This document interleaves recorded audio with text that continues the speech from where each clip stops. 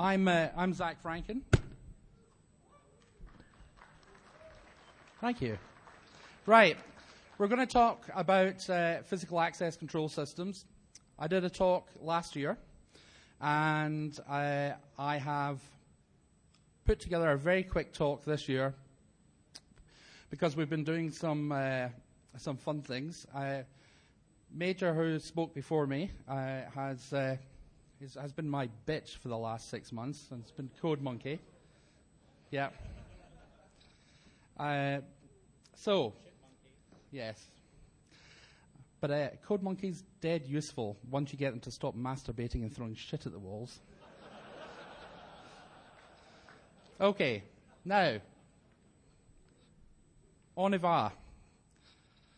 Okay, so this was going to be an all-singing, all-dancing extravaganza, and then I realized, fuck, that's a lot of live demos. So we're going to do one super, super, super live demo, which has great possibility for extreme, messy disaster. You'll see what's going to happen in a minute. Okay, so we're going to talk about defeating a biometric system, access control credentials in general, and how to emulate a physical access control token.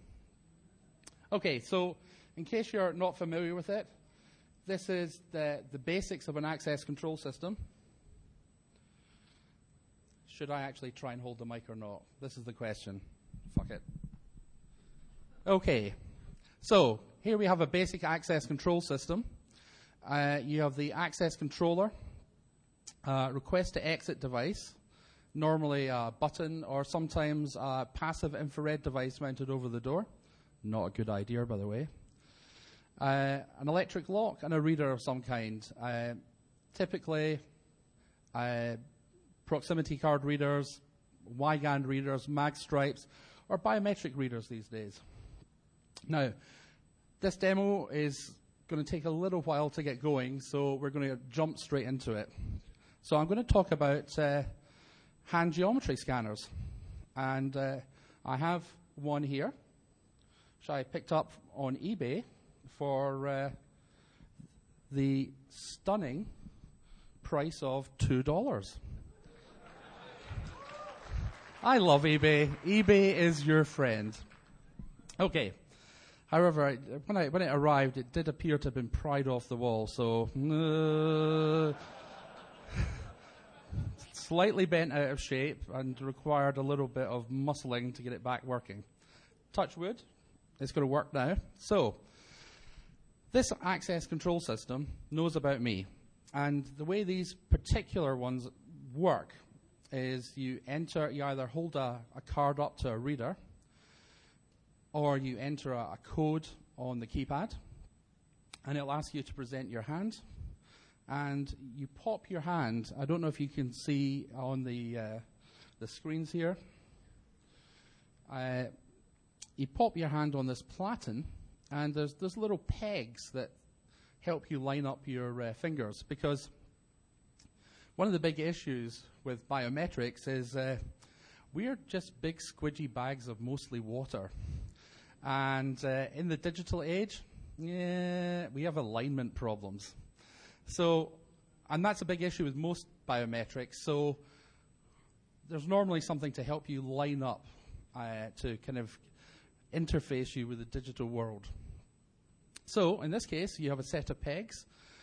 You have a set of little lights on the reader. And when you close your hands up around the pegs, the lights go out, and when you get all of them out, it takes a reading. And it's just an image. It's the base of the platen is highly reflective, and there's a camera, or there's a set of mirrors, and there's a camera here, 45-degree mirror, and it takes an image of your hand on this platen. This guy's quite nice because, and I swear to God, I truly believe it was a hacker that thought this up. So you've got your camera taking your picture of your hand, and someone said, what happens if we put a mirror in there at 45 degrees, then we can take a slice across the hand, as long as it's in the field of vision of the camera, and we suddenly get a 3D scanner. So we now have the 3D scanner. As you can see here, here's an image. And now we're going to try and duplicate a credential for this. And this is the credential. And it's going to be entertaining. Well, if it works. Can I borrow you for a second, please? And actually, this mic's not going to pull, is it? Okay. No, don't try and pull the wire. Okay, we'll use another one.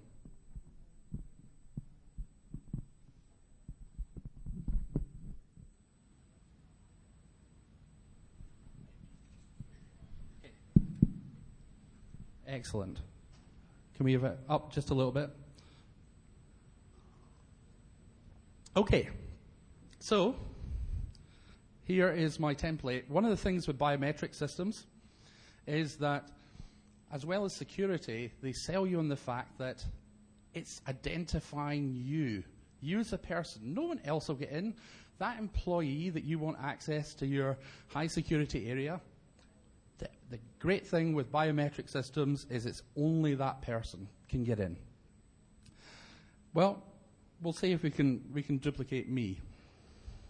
So this is less of a hack and more of a recipe, really. So we're going to start off. Now this is going to get a little bit mad because the stuff we're playing with here is going to go from powder to liquid to solid in about 120 seconds flat.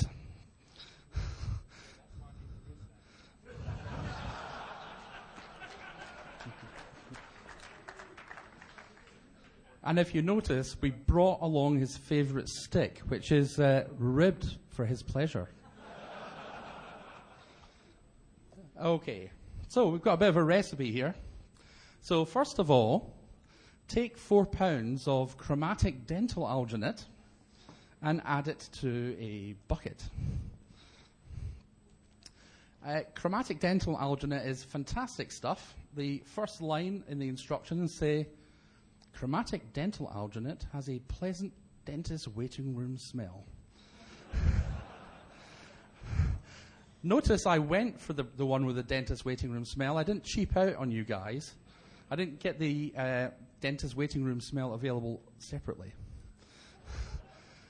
Okay, and then, now this is where it's going to get absolutely fucking crazy. Not to put a finer point on it. Mixing stick ready. Do you want me to help pour? Okay. Stand by.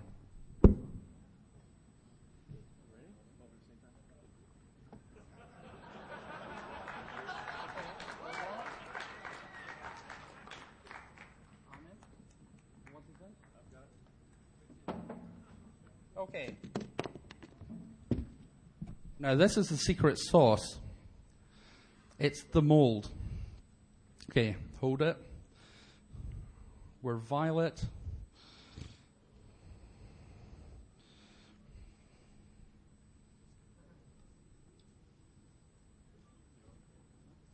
I am happy with that. Do it.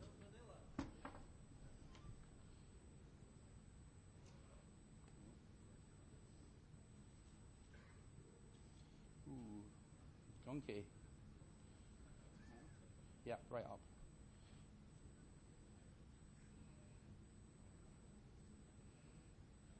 Keep going.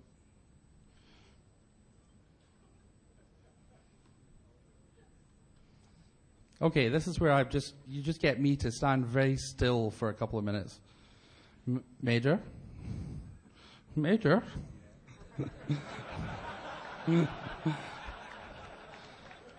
Okay, see that there?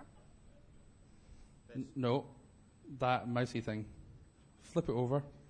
That one, yep.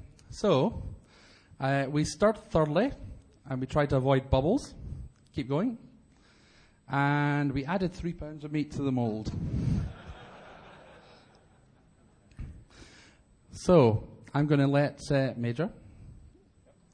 Beep. Clicky, clicky. So we added the dental alginate over the meat. And now it's beginning to get hard. Okay. Oh, yeah. Okay. We will be offering a service afterwards if you want something moulded. Okay, click. Click, click. Okay, so we're going to let it marinate for a couple of minutes. Now, yes, I can't really do anything now. So, yeah, don't even think about it. Okay, so this credential, not supposed to be duplicatable. And if you think, God, I want to break into that telco, but hey, how am I going to get the guy to stand around with his hand and a bucket of alginate? The thing is, you're not.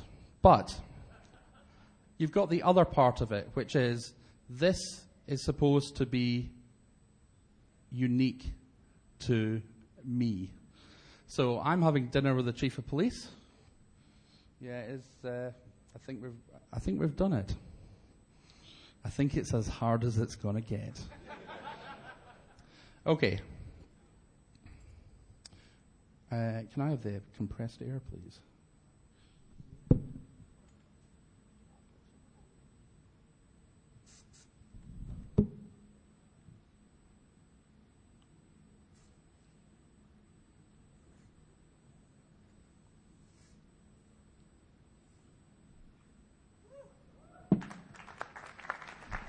Thank you.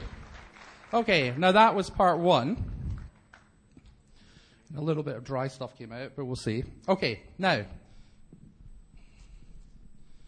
here's the key thing about this mold. We do have a couple of bubbles, but we'll see how it goes. Right.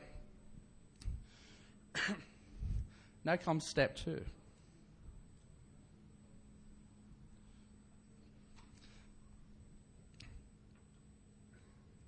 Oh yeah, step 2. So, what we're going to do is we're going to mix up some vinyl polysiloxane, also known as silicon rubber to you guys. This stuff is fabulous. Most silicon rubber takes 24 hours to cure. This is going to go from liquid to solid in 20 minutes. Possibly sooner, because it's a bit warm. So, we're adding our silicon base, and we're going to add actually that was a catalyst that went in, now we're adding the base.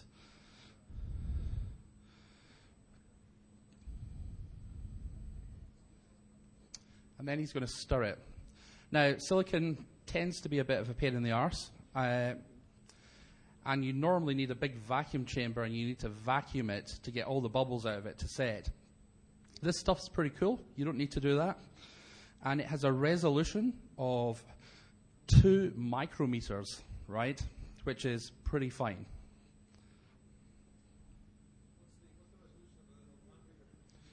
I don't know, actually. The question was, what's the resolution of the hand geometry scanner? And I don't know off the top of my head.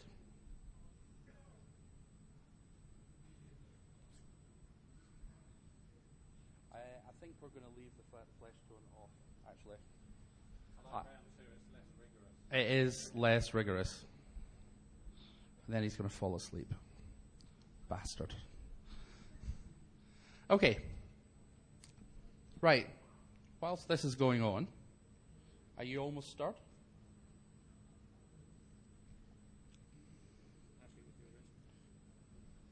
Have you got all the white stuff off the bottom?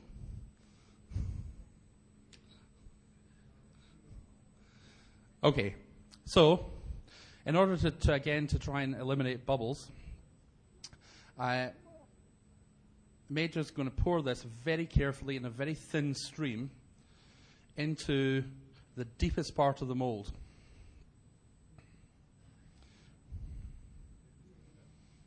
Go for it.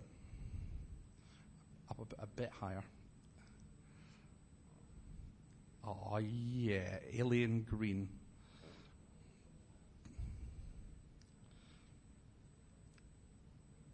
So yeah, one of the problems with biometrics, you're not really supposed to be able to do this. And with a lot of biometrics, as we've probably seen and as I've spoken about before, not so great when it comes to this. I had a collision with my one of my neighbours. I have several of these hand geometry scanners, and I was coming over here one summer, and he was going to look after the house, and I'm like, okay, and just in case anything goes wrong with the power, you need to get into the plant room, so I need to register your hand with a hand geometry system. And that went okay. So I enrolled him, and I said, right, now you have a go. And I typed in a code on the panel, or his code on the panel, and I said, right, put your hand in there.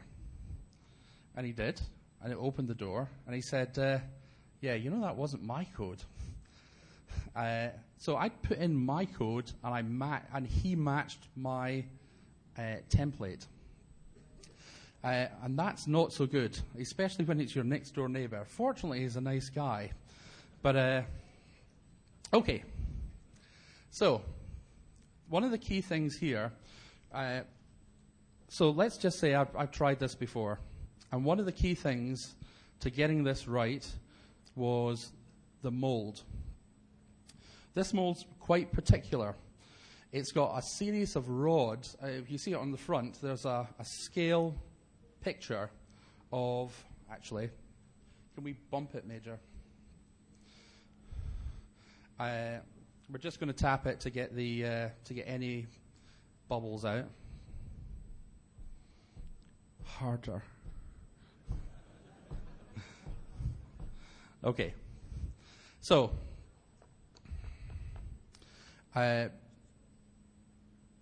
so the key thing here was making a cast of your hand isn't good enough. What you have to do is you have to get a cast of your hand and get it laid out exactly right. So on the front here, there's a scale image of the platen of this hand geometry scanner. And drilled through the mold are holes, and running through the holes are pegs exactly in the same dimension as the pegs on the platen. So when this comes out, hopefully, if I wasn't too distracted talking to you and I got my hand position right, is my hand should be in exactly the same position as the hand geometry scanner expects to see it in. So we're going to leave that for 20 minutes. And bloody hell. Okay, we're running late. Okay. Prepare for lightning talk. Okay, so we're going to leave that to cook for 20 minutes, and hopefully we should be able to demold it, and it should get access through code 123 on here. Okay. Now, the other problem with biometrics is, how do you revoke your credential? Now, that's not so good. And when I come back into the UK these days, I actually use an iris scan system. So I don't even bother with my passport. I just walk in, look into their poor user interface, and I get a picture taken of my irises. This has slightly larger repercussions. Of course, being UK government, they'll no doubt provide me with a handy kit. But the real issue is what happens when you have to revoke your other credential. Okay. So, while this is cooking, or setting, we're going to have a little chat about some other credential technologies.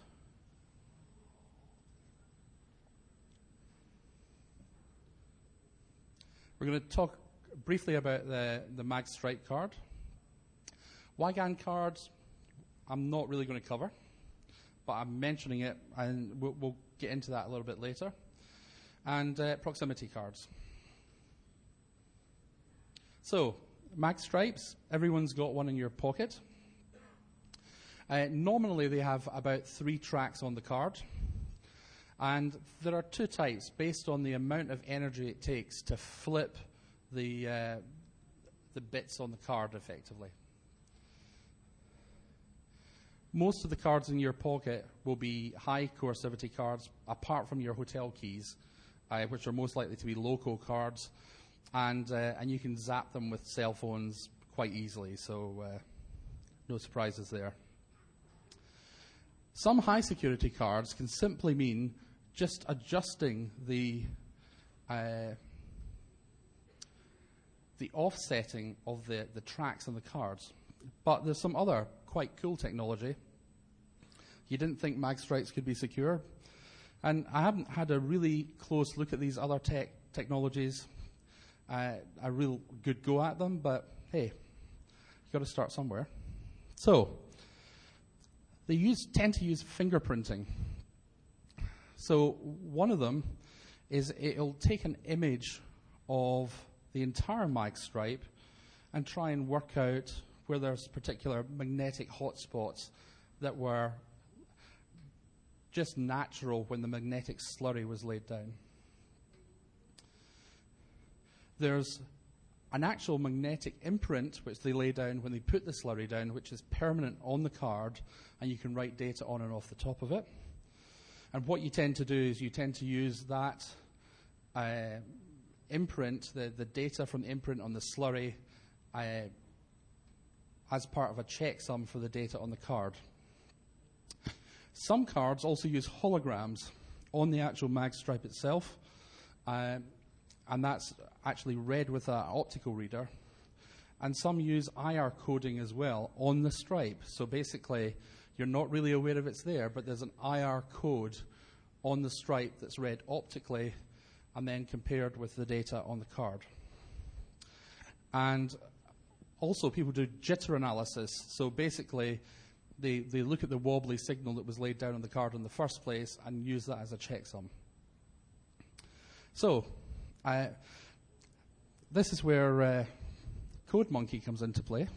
CodeMonkey has been writing code furiously for me, which is quite nice, and I have been building toys. So this is Jackson.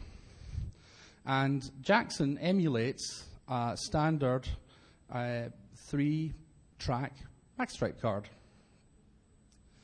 There are 3 very tightly wound, very thin coils.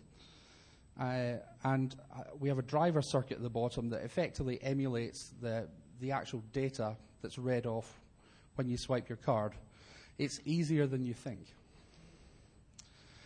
This guy here, so one of the big challenges with this was actually making the transducers.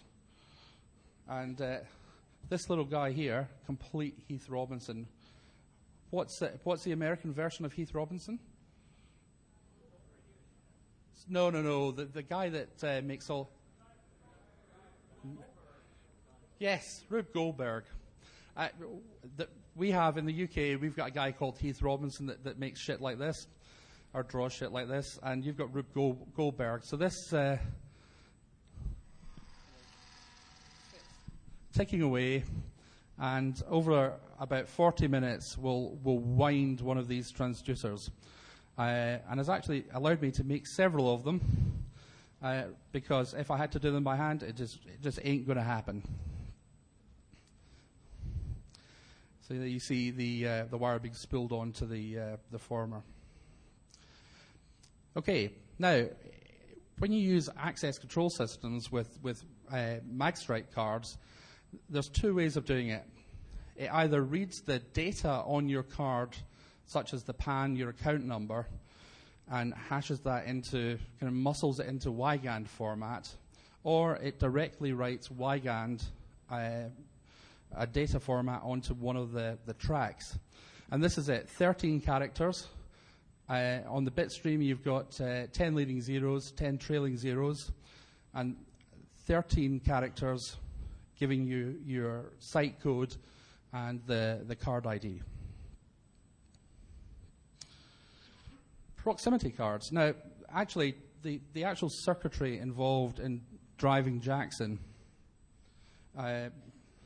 simply what happens, and Count Zero back in the late 80s and 90s wrote pretty much the seminal work on magstripes, or certainly the magstripes he had back in those days. And what actually happens, a bit is a phase transition, a north-south flip in the bit stream that's being laid down on the cards. So basically, north, north, north, south. At that point, that transition signals a bit. It's encoded with is it F2F, Major? You missed your magstripe. Sorry, F2F. Frequency twice frequency. And Major did a talk years ago, because he's quite old, and he was doing a whole bunch of magstripe stuff. And one of the things he was doing is he was replaying magstripes through a computer sound card. And we took this just a bit further and actually built a complete digital device to do it. Now, I was going to have the board attached, but I decided to do the whole Terminator 2 thing. I'd be a bit sad, but hey, it came out quite well, so you can check it out later on in close up. Okay, so now we're going to talk about proximity cards. This is something I've been quite interested in a while, and finally we actually managed to get some traction on it.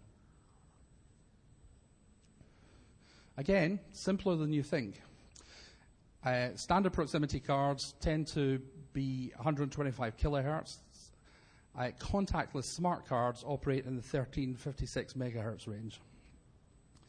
So the reader, and I didn't actually bring one, emits an RF field that powers up the card. And then the card sends its data back, and the reader sends it back to the host system.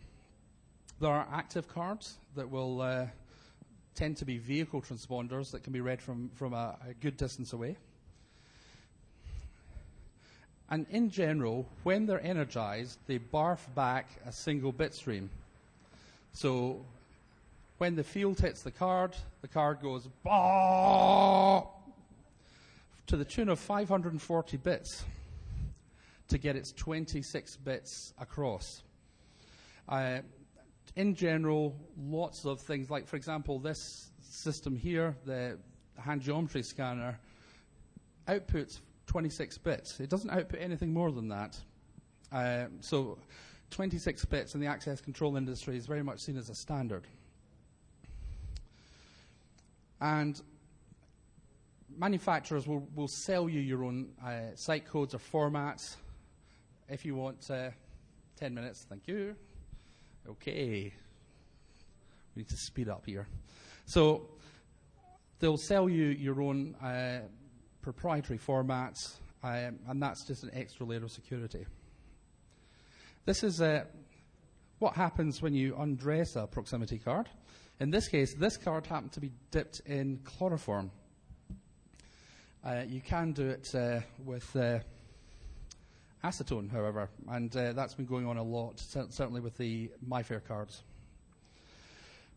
Okay, so finding concealed detectors is easy. This is dead simple. It has three components: a simple coil, 33 turns around a regular soda can, a 0.1 microfarad capacitor, and any red LED. Red because it tends to be driven with a lower voltage. And you can spot lit up detectors even when they're concealed behind walls. Okay, so we're going to move on to another proximity tag. In this case, it's a unique tag, and we'll discover it's not quite so unique. So in general, these tags contain an 8-bit ID, byte ID. As all proximity tags, they barf back a single ID when they're energized. Oh, and just so you know, somewhere at Defcon, there is a long-range reader. And when you're within a couple of feet of this reader and you have a tag on you, it's going to read the tag out your pocket, and it's going to take your photograph. So I'm trialing it this year. Next year, it just may well be on the wall of sheep. So you might want to think about your tinfoil wallets next year. Or at least having a card that is slightly more secure than my ID's 123, my ID's 123, my ID's 123. Okay, so this particular tag, the UK police decided that they were having so many problems with grannies forgetting their alarm codes, they were going to mandate tags to disarm all burglar alarms that they were going to show up to. And that's kind of a poor idea. I'm like, can I have a code as well? And they're like, no. So that's great. Where do you put your proximity tag, especially when it's one that looks like that? Oh, why? That looks like it's supposed to go on my keyring. So I walk out the house, I drop my keys in front of my front door, and they can break in and turn my alarm off. Great! And you were supposed to be reducing crime. How? Okay, so this is Chameleon. This is a very early version. And Chameleon emulates unique tags, or this particular version does. And if you walk up to my house, this will disarm my alarm. Not as unique as the manufacturers like you to think. And a lot of these proximity tags can be quite simple. So that was V1. It's not a clone, as when it was pointed out to some manufacturers, they said, oh, you can't clone my card. That's not in the same format, physical format, as my token. It's like, yeah. It just happens to transmit exactly the same ID as the original tag. MultiPass. Okay. This is so that was version 1. This is version 8. And this is Chameleon MultiPass. So what we have here is a bit more powerful device. It can handle more complex cards. It can handle multiple cards. And if I don't know if you guys can see this little silver thing with a blue tip. Any ideas? Hands up. Any ideas what that might be? Yeah, that's a Bluetooth chip. So if you pair with it, it says, "Hi, I'm Chameleon. What tag would you like me to emulate today?" And as I said, Chameleon's a bit more sophisticated than version 8. The MultiPass is a bit more sophisticated because it can actually do tags of a major security vendor that's around all the place. I'm not going to mention their names. It may have 3 letters in there, but yeah, I couldn't possibly say. Are we there? Are you sure it's not going to be chewy on the offside and soft in the middle? Okay. We didn't work out where the hell we were going to put all this dental alginate. We're going to put it in that box. Okay. Right. Major is going to have a chunk fest. So yeah, Chameleon MultiPass. So other people have attacked this vendor's prox cards previously, and prox cards. Now that's a very important thing because you should be able to pull it apart. Gently now.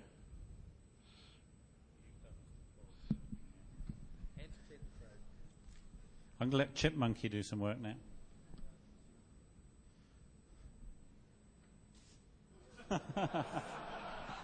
Don't squirt in his eye. He doesn't like that.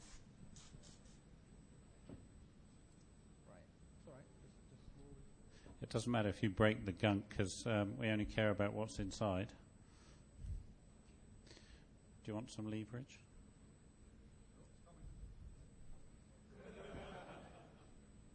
We're not gay, okay? We're British.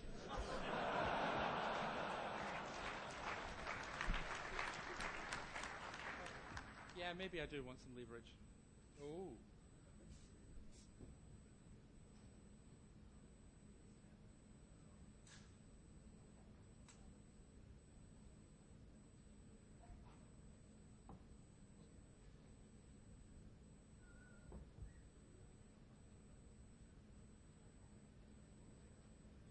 It's tasty too. Okay, so if you see, this is how my hand would normally sit in this.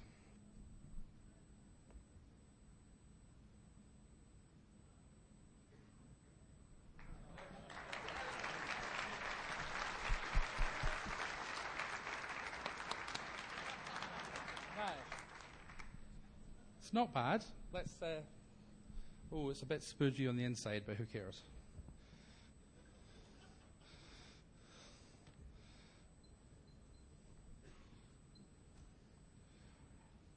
Moment of truth. Okay, you're gonna have to hold this. It's a little bit damp. I should have brought some talcum powder.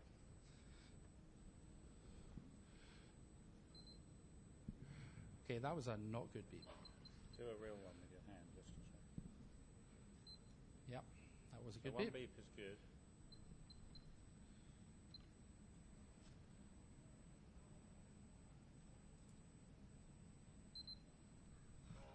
Damn it, I hate live demos.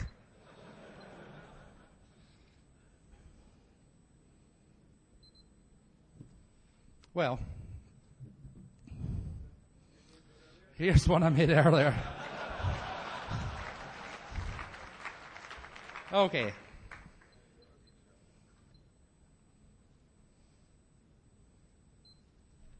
One beat. Now,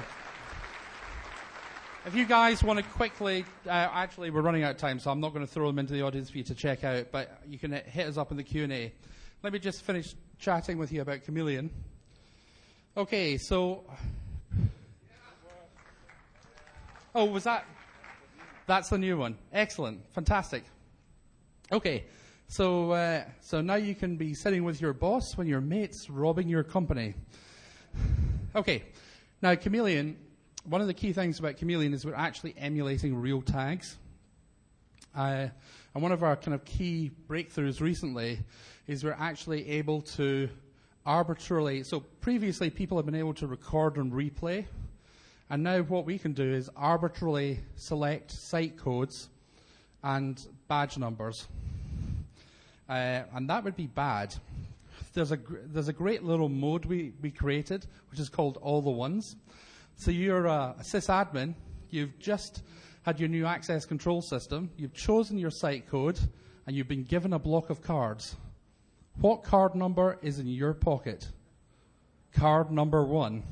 So all the ones, actually, rather than trying to brute force your card space, brute forces the site code space, which is only 256 site codes. So the chances are you can be in, and you're going to be in with admin rights. Okay, so thank you. So we've moved away from the coil antenna and went for a nice little flat-edged one, shiny, shiny. So I'm going to finish up. Thank you very much to Major, Code Monkey.